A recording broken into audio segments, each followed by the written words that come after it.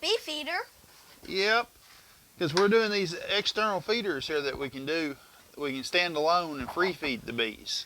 Yes, because the bees need more feed because it's summertime. It's summertime, and we're in what we call the dearth. Do you know what dearth means? What?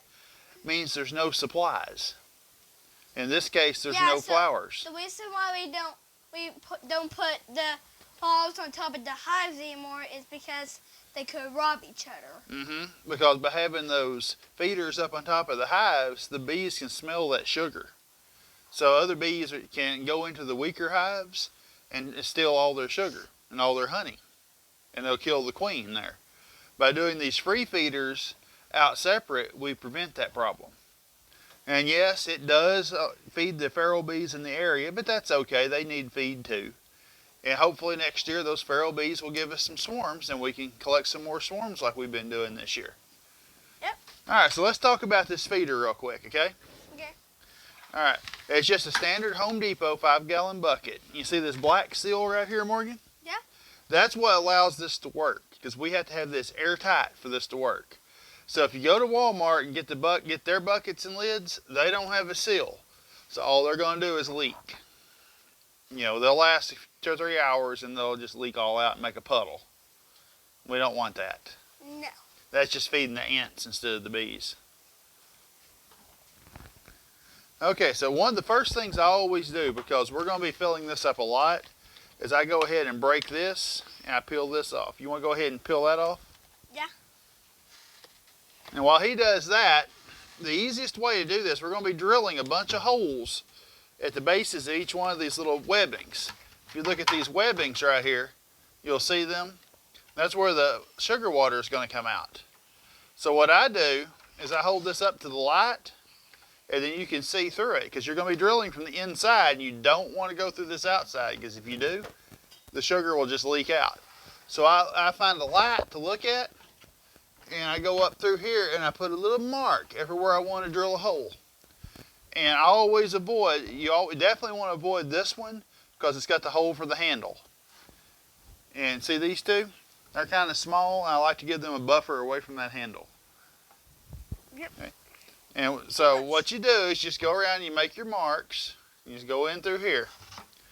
Once you have all your marks, I only had a silver Sharpie. A black one is actually easier to see. But then you take your drill. You see this, Morgan? You just ease your drill bit right in there and just bump it. Because see how simple that was? You don't want to push hard. Show the camera here. Maybe you can see. You just want to bump it and let it fall through each one of these marks that you made. If you push too hard, you'll actually push through that outside.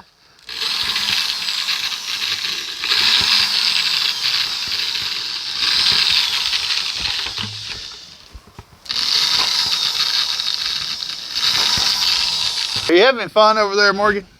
Yeah. Okay, as long as you're having fun. Alright, we've got all the holes drilled all the way around now. One thing I should mention, I am using the smallest drill bit I could find at Orscheln's, which is a 1/8 bit. It seems to work fine. It doesn't really make any mess, so we'll go with that.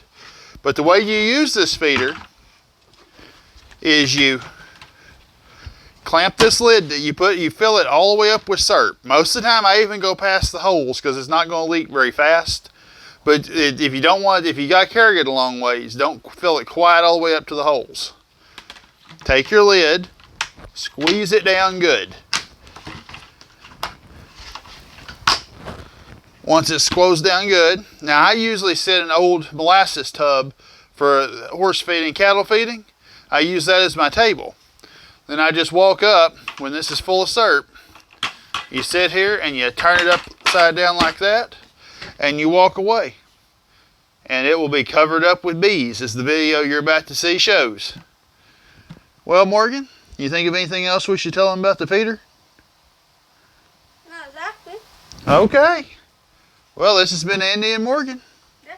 Trying to tie this on my head. He's got his own project. Until later, thank you for watching.